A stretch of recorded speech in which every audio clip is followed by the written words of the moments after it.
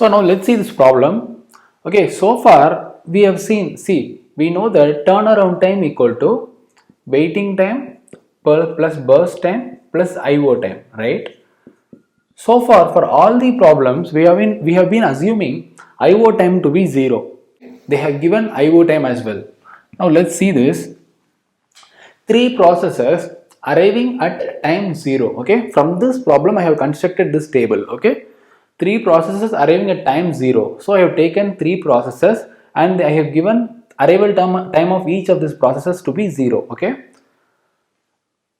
with arriving at time 0 with total turnaround time of 10, 20 and 30 units respectively, which means the total time spent by a process in the RAM is 10, 20 and 30 units of all three processes. For example, turnaround time of process P1 equal to 2 plus 7, 9, 9 plus 1, 10. Total time is 10. Okay, that's what they have given. Similarly, 4 plus 14 is 18, 18 plus 2 is 20 and so we got 20. 6 plus 21 is 27, 27 plus 3 is 30 and we got 30, okay. With total turnaround time of 10, 20 and 30 units respectively, each process spends the first 20% of turnaround time doing IO, okay. Which means, for example, if the total time is 10, the first 20% of 10 is nothing but 2, right? So I have given the first 2 time units it is spent for IO, okay. 70% of time doing computation or burst. Okay, computation is actually being done by CPU, right? For example, addition is being done by our arithmetic and logic unit, which is part of our CPU, right? So 70% of time doing computation, which means 70% of 10 is 7 and so I have taken a 7. Similarly, last 10% of time doing IO again, okay, which means 10% of 10 is nothing but 1, so I have taken 1. See, total time of process P1, which means turnaround time of process P1 is 10. Out of this 10, we know that turnaround time equal to waiting time plus burst time plus IO time, but here they have assumed that waiting time equal to 0. Okay, it is still possible, right? For example, in case if a process has enough resources, it will never wait inside the RAM without actually waiting, it will never wait inside the RAM without doing either IO or execution, right? Why? Because the resources are available. In case if the CPU is free, why are you going to keep the process inside the RAM without doing anything, right? So the same is that's what they have given. They have assumed for this problem that waiting time equal to 0 and turnaround time equal to burst time plus IO time. So the total turnaround time equal to 10. It has IO, burst and again IO, okay? And they have given that process P2 has a total turnaround time of 20, out of which first 10% of 20 is nothing but 2. First 20%, okay, first 20% of 20 is nothing but 4. Similarly, 70% of 20 is nothing but 14 and 10% of 20 equal to 2. In a similar way, I have also taken for process P3, okay. The total time is 30, out of which the first 20% is IO, the 70% is doing burst and again the last 10% it is doing again IO, okay. That is what they have given. Now they have asked, what is the CPU idle time, assuming it is SRTF scheduling algorithm, which means shortest remaining time for scheduling algorithm. Let's first draw the Gantt chart, okay. Once we draw the Gantt chart, it is very easy to find out CPU idle time. See, what is meant by CPU idle? CPU idle time means the CPU is not, we are not utilizing the CPU for some time, right? Let's draw the Gantt chart, you will get it actually. Once we draw the Gantt chart, this problem is very easy, okay. Fine, let's start at time unit 0, okay. At time unit 0, all three processes has arrived to the RAM, right? P1, P2 and P3, all three have arrived. Now, we need to, since we are using SRTF scheduling algorithm, we need to see the process with the shortest burst time, right? Now, among the three processes, the process with the shortest burst time is P1, so P1 will be scheduled, okay. P1 will be scheduled. Now, but there is a small problem here, okay, but there is a small problem. P1 cannot execute directly. Why? Because it needs to undergo IO for the first 2 time units, okay. For the first 2 time units, it needs to undergo IO. Only after that it can proceed with the execution. So for the first 2 time units, P1 cannot execute. So let us assume P1's IO has started here, okay. It will end at 2. Why? Because they have given that 2 time units are needed to complete the IO of P1. So it has started at IO at time unit 0 and it will end at only time unit 2. That is fine. Now, same is the case even for process P2. Okay, it will process P2 will complete its IO only at time unit 4. Okay, keep that point in mind. We don't need to write here. Let us actually keep it in mind that P2 will complete its IO only at time unit 4 because it has started at time in 0. See, it is actually concurrent IO, which means we are having enough IO devices, which means both P1, P2 and P3 can undergo IO at the same time. For example, at this point of time, P1 has started its IO.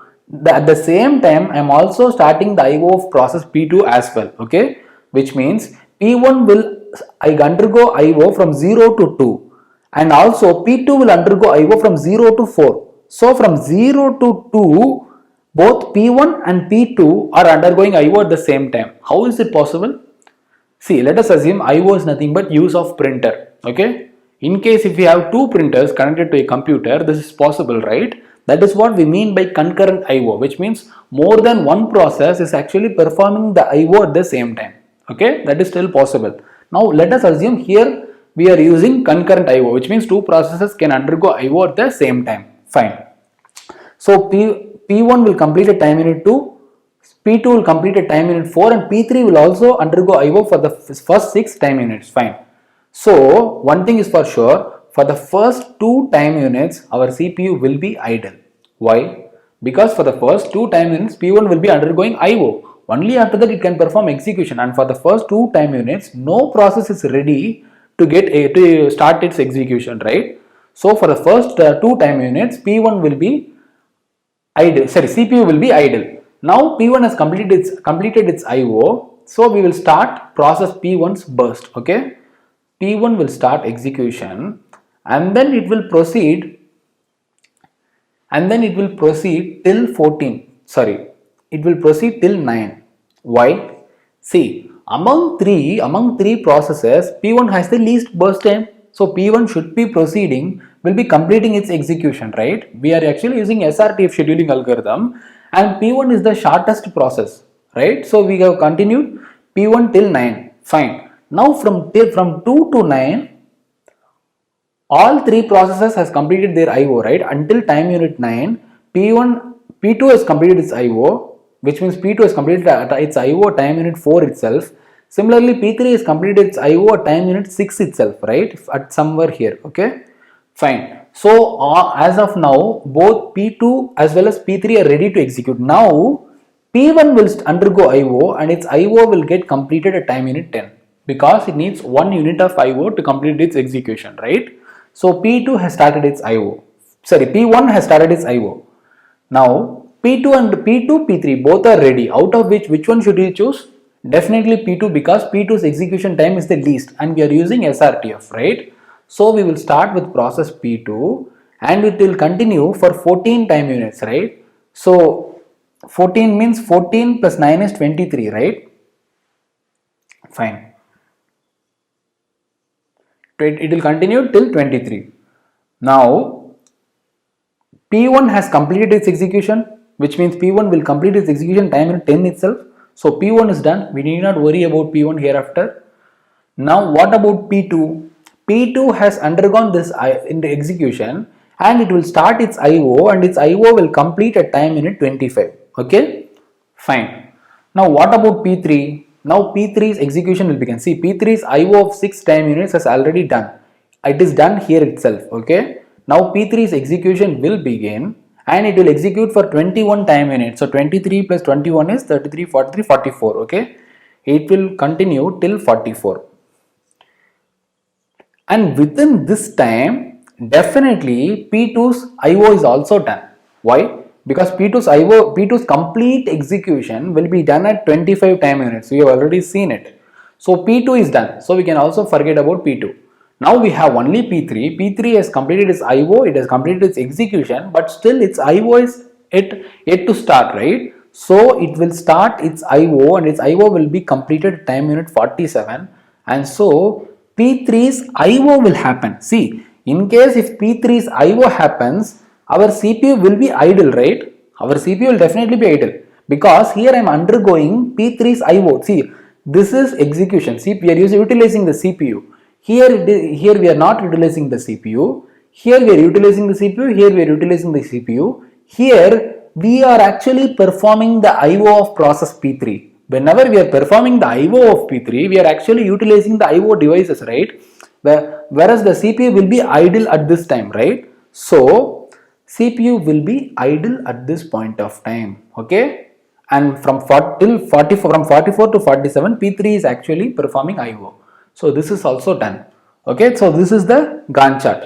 Now tell me what is the CPU efficiency, which means what is the percentage of, what is the CPU idle time percentage, which means what is the percentage of time, total time I have kept the CPU idle, which means I have not utilized the CPU. Okay, so the total time is, see, what is meant by CPU idle time percentage? CPU idle time equal to useless time, which means I have not used the CPU at this point of time, divided by total time. See, we have already seen what is the formula for CPU efficiency, right? CPU efficiency equal to useful time divided by total time, which means the amount of time I have utilized CPU out of the total time. That is what we mean by CPU efficiency. Whereas CPU idle time is exactly opposite to this, which means among the total time, the amount of time which I have not utilized the CPU or which I have kept the CPU idle. Okay. Now CPU idle time is what they have asked in the question. They have asked percentage. So let's erase this. This is not necessary here. They have asked the CPU idle time percentage, right? Percentage of CPU idle time. So we might have to multiply by 100. Okay. This is the answer we will be getting in terms of percentage. Okay. What is the useless? What is the total time? Total time is 47, right? Out of this, what is the useless time? This 2 time unit CPU is not utilized, as well as this 3 time unit CPU is not utilized. So total it is 5. Okay. So 5 by 47 into 100 percentage is the CPU idle time percentage. Okay. You can calculate this. Fine.